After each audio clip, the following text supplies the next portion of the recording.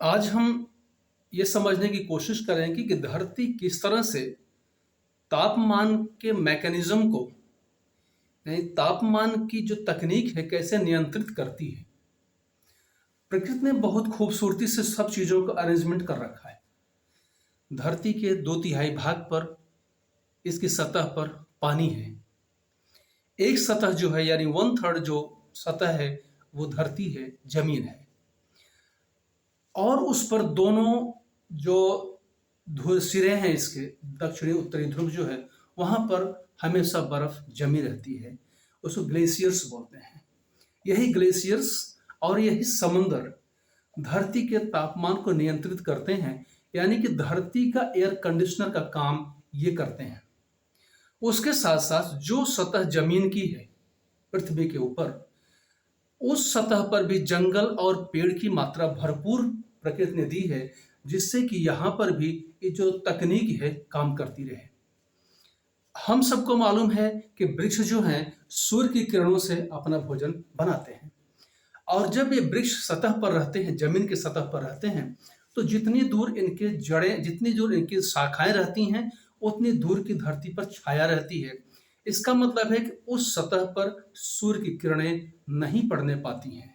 और आप जानते हैं, गर्मी जो है सूर्य की किरणों में होती है, लेकिन आप जरा सोचिए कि ऊंचाई पर, पर्वतों पर हमेशा बर्फ जमी रहती है।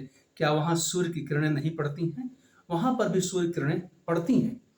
गर्मी का मुख्य कारण यह होता है कि जब हमारी धरती उस गर्मी को अपने अंदर संकलित करती है, संचित करती है, और उसी गर्मी को फिर रिफ्लेक्ट करती है और वातावरण में छोड़ती है।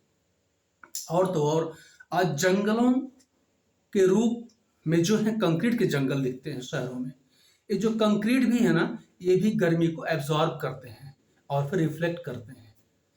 हम जो लेते हैं वो छोड़ते हैं। प्रकृति का भी नियम है, हमारा भी नियम है, मनुष्य का भी नियम है। इसका मतलब है कि जब रिफ्लेक्शन हो रहा है तो गर्मी हमको लग रही है। अगर हम अपनी पृथ्वी के ज्यादा से ज्यादा भाग को वनों से या वृक्षों से आच्छादित कर दें, यानी बहुत कम ही सूर्य की रोशनी जितनी आवश्यक है वो धरती पर आए, तब जो है रिफ्लेक्शन भी कम हो जाएगा। आज जो पेड़ कटते जा रहे हैं, जो जंगल साफ होते जा रहे हैं, उन्हीं का दुष्परिणाम है कि आज गर्मी 50 डिग्री सेल्सियस के तापमान पर पहुंच गई है और पूरी दुनिया में हाय तौबा हो रही है। हमारे पूर्वजों ने हरे पेड़ों को ये कहकर काटने से मना किया था कि इनमें भगवान रहते हैं, हरा पेड़ नहीं काटते हैं, नीम का पेड़ नहीं काटते, आम का पेड़ नहीं काटते हैं। भगवान का मतलब प्रकृति है। प्रकृति ही वहां पर रहती है। अगर हम प्रकृति का दोहन करेंगे, इस नेचर को हम लोग नुकसान पहुंचाएंगे, तो याद रखिएगा ये प्रकृति भी बदला लेती है। अभी तो पेड़ काटने का बदला ले रही प्रकृति, ये शुरुआत भर है। याद रखिएगा, पानी की बर्बादी भी हम करते जा रहे हैं।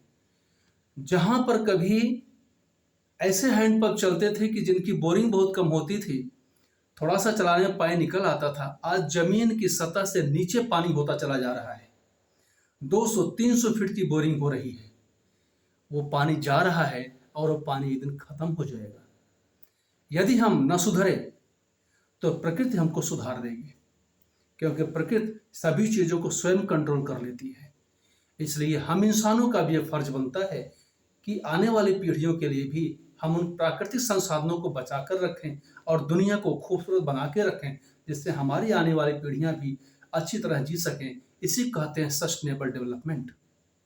इस तरह का विकास होना चाहिए। हम सबको ये ध्यान देना है कि जितना हो सके हम वृक्षों को रोपित करें, लगाएं, उनकी सेवा करें। तभी जो है हम धरती के इस क्रोध से बच सकते हैं, अन्यथा और कोई इसकी दवाई नहीं बनी है।